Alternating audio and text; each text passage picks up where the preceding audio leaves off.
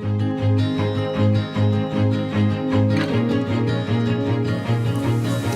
everybody, welcome to the newest episode of Central Talks. We have a special treat today. Today you're going to get to hear from the ladies in the office. Today, as you might can tell, is Cheetah Print Thursday, as we like to call it, with Terry and Becky. It's a great privilege to be able to spend some time with three very important ladies. You know, churches are always made better and stronger because of countless unsung heroes. And these three ladies seated to my left are three unsung heroes in the life of this church. These are, quote, the ladies. If we say the ladies, we mean these three ladies. We have Terry Wright, we have Lucy Stevens, and we have Becky Bird. And I thought, just thinking about Central Talks, thought it might be a really cool opportunity for you guys to get to hear. Everyone sees y'all, they see your names, they know you, but they've never really heard you talk about who you are and what you do. So that's what we want to do. And this is going to be, I hope, encouraging to all of you. I know it will be. So I just want to start. We'll go down the line for a few questions. Terry, starting with you. Tell us your name. I guess I've already told you their names. But tell us your position. What do you do here? When did you start working? And who was the pastor when you came on board? Well, I am pastor's assistant. And when I began, Tom Whitsitt was pastor. Mm-hmm. What year was 17 years ago. 17. 17 and a half years. Awesome. Lucy?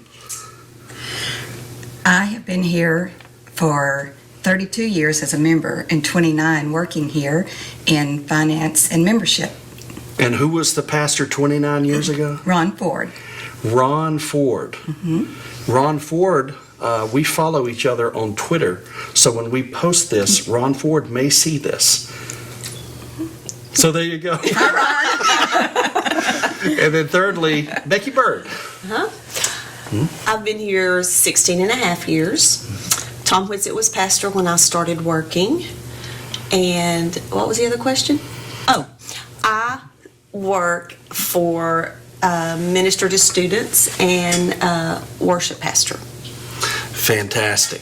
So, Lucy, you've been here the longest, and Terry, you started just a little bit before Becky? About 1 year. Okay, great. So, I have a number of questions I want to ask y'all.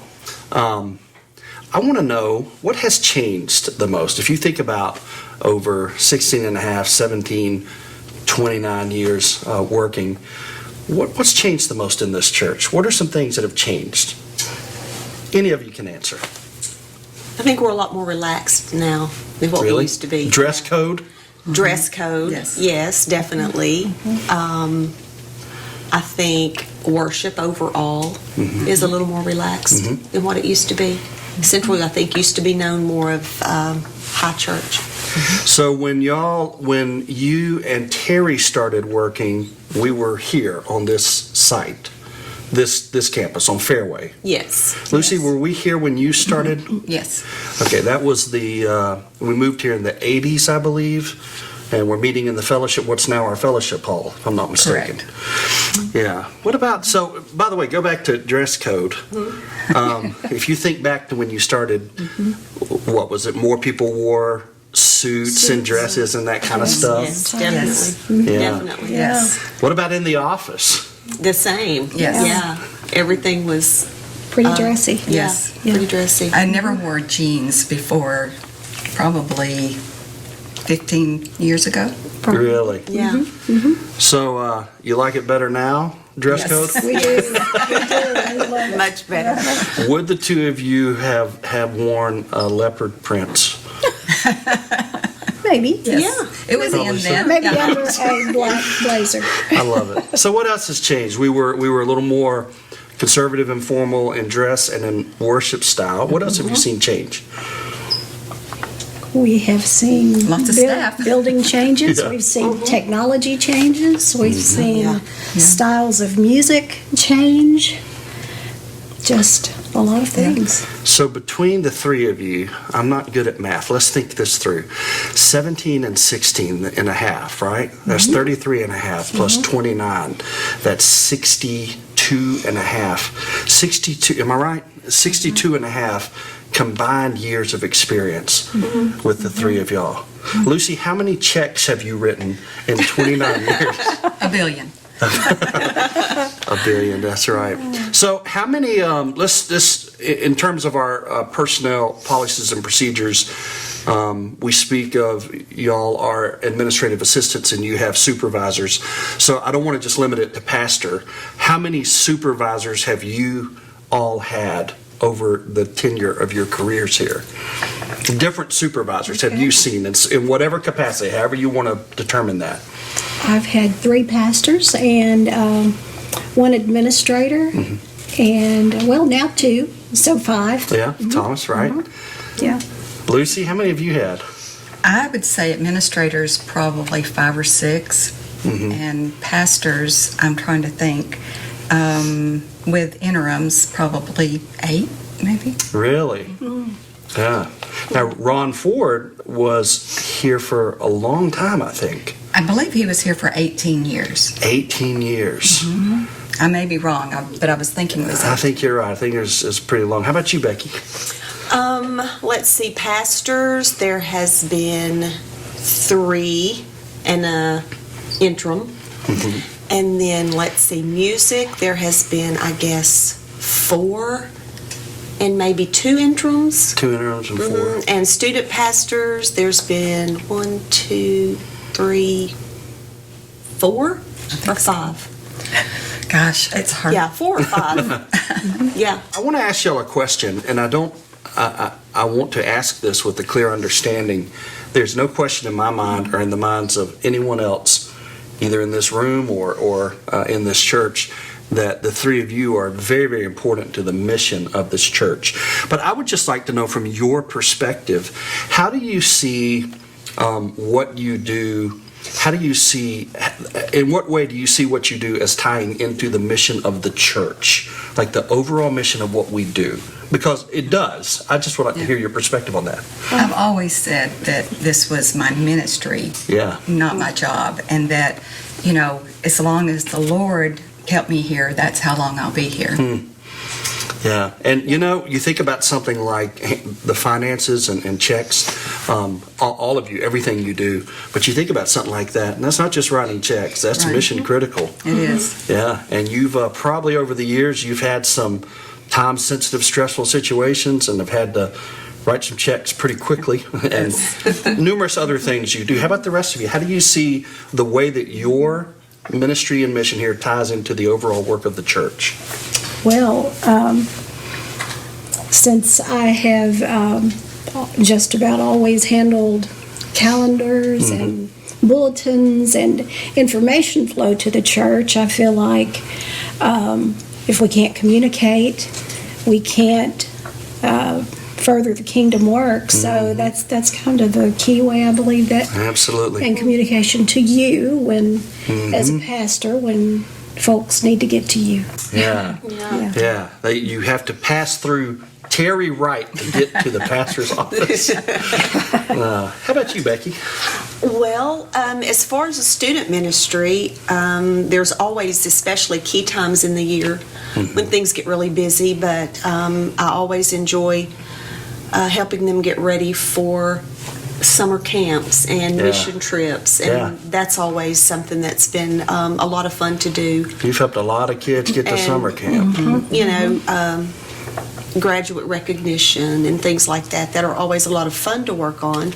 And then with the music, just preparing for Sunday morning, which I have always felt like that's the culmination of what we all do, is when we come together on Sunday morning.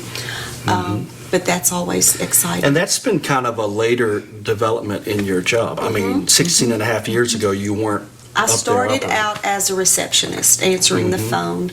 And then when Lynn Madden came, I became assistant to him. And then it just kind of snowballed. How about the other two of you? Did your jobs evolve like that? Did you start off kind of in a different? What was yours, Lucy? I started out as the pastor and youth secretary. Oh, okay. Yeah. Terry, have you always been I think mine has always been the same. Really? Now, my responsibilities have evolved, yeah, somewhat, but The position itself, you've always done yeah. it. What would you say gives you the greatest sense of fulfillment in terms of your work here? What are those moments when you think, yeah, that was good? It's all worth it. All the hours, all the work is worth it. Well, when we come together on Sunday morning and we worship and praise the Lord together Yes. as a church, that's what we do through the week. That's all we're working toward. Yeah. Is worshiping our Lord and Kind Savior. of like Becky said, it's kind of the culmination of everything we do. Yeah, we work here for the people of this church. You know, we're here to support them and to help them and to do the work, the busy work, so that they can enjoy Sunday morning. Yeah. Absolutely. And the ministers, to make sure, try to help make sure Right. that things go as smoothly as they can, Yeah. Well, you really do a fantastic job. Now, I don't know, you may or may not want to answer this. I'm not asking you to send any sort of a subtle message to our church, but I'm just curious, is there anything you wish people kind of understood about your work and your perspective? Not that you have a grievance or anything, but do you ever have times when you think, yeah, I kind of wish people knew this about what I do? Anyone? We'll edit it out if you don't want to touch that, by the way. It's fine. I will say this, that for the most part, the people of this church have always been so supportive and have always been very good about Thank saying you. they appreciate Yeah, us. it's true. Verbally or with treats or with anything like Yes. that. They've always been so good about that. Yeah, and along those same lines, folks will always come and say, we appreciate that Sunday is not your work day, Yeah. and we don't want to put you out, but will you do this tomorrow? Yeah. Yeah. Look, Terry, if there are mistakes in the bulletin, who should we complain to? Wyman. Well, all of you do such a tremendous job. I'm curious, when you the three of you are so involved in the inner workings of the church, you might say, and you'll understand what I mean by this, the machine in a sense. You're kind of in the gears of things. You're scheduling and you're writing checks and all of these things.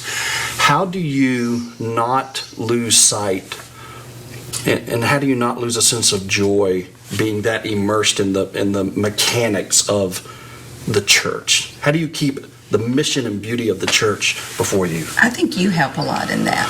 And just, we have staff meetings and we get together and, so I think that because of the atmosphere that we work under, it's all for the mission of the church, that it's hard not to forget what our mission is.